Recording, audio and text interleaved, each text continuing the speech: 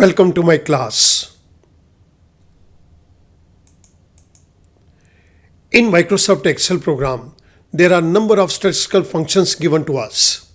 Here a list of some of the statistical function is given to you. All functions listed here are discussed in separate video lectures. Let us start.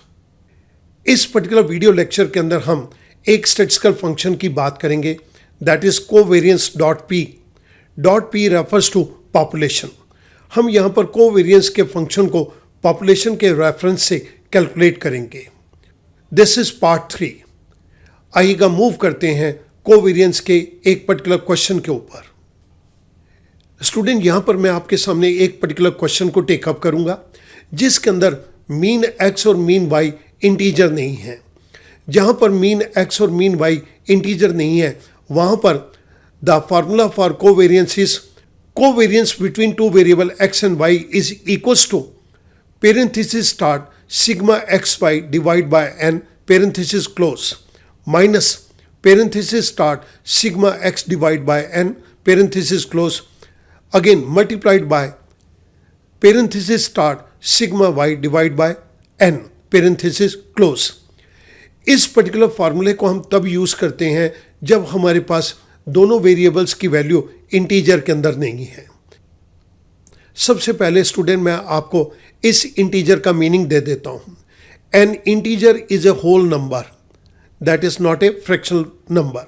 ये number decimal के अंदर नहीं है, fraction के अंदर नहीं है. That can be positive, negative और ज़ीरो. ये नंबर पॉजिटिव, नेगेटिव या ज़ीरो हो सकता है. फॉर एग्जांपल इंटीजर के हम यहाँ पर एग्जांपल दे सकते हैं. इट इज़ -5, 0 और 5.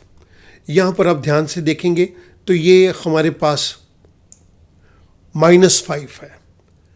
सो जब भी नंबर डेसिमल फॉर्म के अंदर नहीं है, ये होल नंबर है, तो हम इसको नाम देते हैं इंटीजर.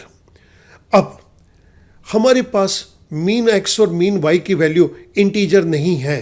इंटीजर नहीं है मीन्स ये फ्रैक्शन के अंदर वैल्यू आ रही है, डेसिमल के अंदर वैल्यू आ रही है. उस केस के अंदर हम कोवेरियंस को कैलकुलेट करने के लिए इस फार्मूले को यूज़ करेंगे.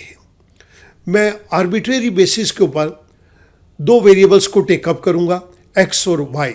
सबसे पहले मैं x वेरिएबल के अंदर कुछ वैल्यूज़ को टेकअप कर रहा हूँ. Let's take it up very simple value 1 2 3 4 5 6 7 8 9 10.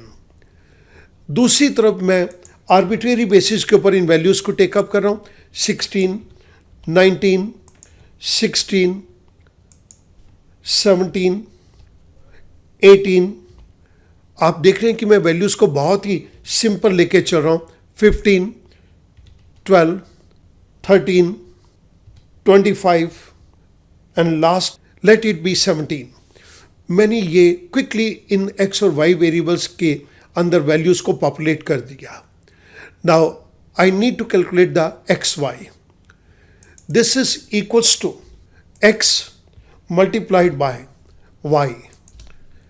मैंने फिल हैंडल के ज़रिए इसको नीचे ड्रैग डाउन कर दिया और मैं यहाँ पर इनकी समेशन को भी टेकअप कर लेता हूँ. इक्वल्स टू सम रेंज को सिलेक्ट कर दिया B4 to B13 parenthesis close. I press enter. मेरे पास एक्स वेरिएबल का टोटल आ गया 55.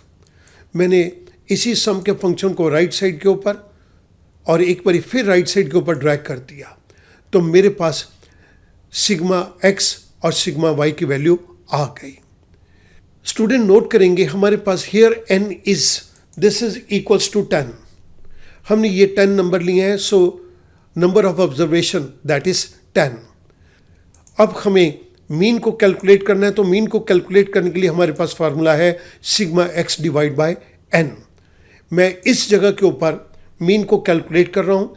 Equals to this is the value of sigma which is given to us in cell B14 divided by this is the value of n which is given to us in cell number G3. I press enter. मेरे पास यहाँ पर mean की value आ गई 5.5. Student आप note करेंगे कि ये इंटीजर के अंदर नहीं है.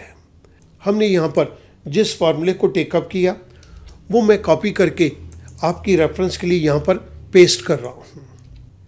इस जगह के ऊपर हमने इन वैल्यूज़ को टेकअप किया था 55 divide by 10. So we got the answer 5.5. Similarly अब मैं मीन वाई को कैलकुलेट करूंगा, तो मीन वाई को कैलकुलेट करने के लिए हमारे पास फॉर्मूला है sigma Y divide by N. Sigma Y divide by N, इसकी वैल्यू को मुझे इस जगह पर कैलकुलेट करना है, equals to sigma Y which is given to us in cell number C14 divide by, this is the value of n, it is given to us in G3. I press enter. मेरे पास एक value आ गई 16.8. This is the mean of y. Student ध्यान देंगे यहाँ पर दोनों का मीन फ्रैक्शन के अंदर है, it is not in integer. हमने इस केस के लिए इस फॉर्मूले को यूज़ किया, सो ये फार्मूला मैं आपकी रेफरेंस के लिए नीचे दे रहा हूँ. हमने जिन वैल्यूज़ को टेकअप किया मैं वो वैल्यूज़ भी यहाँ पर नीचे दे रहा हूँ. Equals to 168 divide by 10. ये आपकी रेफरेंस के लिए है. अब मुझे covariance dot P of two variables that is X and Y इसको कैलकुलेट करना है, और इसके लिए हमारे पास स्टैटिस्टिक्स के अंदर फॉर्मूला दिया गया है जिसको कि हमने स्टार्टिंग के अंदर एक्सप्लेन किया. मैं इसी पर्टिकुलर फार्मूले को अब नीचे टेकअप कर रहा हूं. This is equals to sigma X Y, this is sigma X Y D14 parenthesis start D14 divide by G3 that is 10 parenthesis close minus parenthesis start sigma x, this is given to us in B14 divide by 10 which is G3 parenthesis close multiplied parenthesis start, the next value is sigma y, this is C14 divide by n, n is G3 parenthesis close. I press enter. जैसे ही मैंने enter press किया मेरे पास यहाँ पर covariance of x और y 0.9 आ गया. हमने इसके लिए जिस फॉर्मूले को यूज़ किया है वो मैं आपकी रेफरेंस के लिए सेल रेफरेंस को मैं यहाँ पर दे रहा हूँ. स्टूडेंट ये तो हमने स्टैटिस्टिक्स के फॉर्मूले के थ्रू हमने इस सॉल्यूशन को जनरेट किया है. मैं सेम चीज़ को एक्सेल के कोवेरियंस फंक्शन के थ्रू भी करना चाहता हूँ. इस जगह के ऊपर मैं एक्सेल के थ्रू कोवेरियंस के सॉल्यूशन को टेकअप करना चाहता हूँ. So I write down the formula covariance dot P. इसके अंदर हमारे पास दो आर्गुमेंट्स दिए गए हैं, array 1 and array 2. This range of x variable is array 1, comma, this range of y variable is array 2, parenthesis close, I press enter. Now you can see that Excel ने इस पर्टिकुलर कोवेरियंस के function के through हमारी calculation के work को बहुत ही simplify कर दिया. ये कोवेरियंस के फंक्शन को हमने यहाँ पर यूज़ किया है.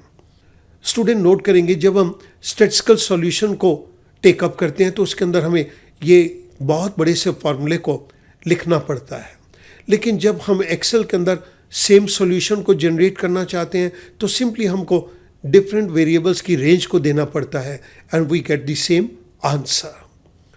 मैं उम्मीद करूंगा कि ये क्वेश्चन अब आपके लिए बहुत आसान हो जाएगा. बट एक बात को याद रखेंगे, जब मीन एक्स और मीन वाई ये इंटीजर के अंदर नहीं है, ये होल वैल्यू नहीं है, ये डेसिमल के अंदर है, ये फ्रैक्शन के अंदर है, तो उस केस के अंदर स्टूडेंट आप इस फार्मूले को यूज़ करेंगे. इस चीज़ का ध्यान रखिएगा, आपके लिए ये कैलकुलेशन बहुत आसान हो जाएगी. Thank you very much.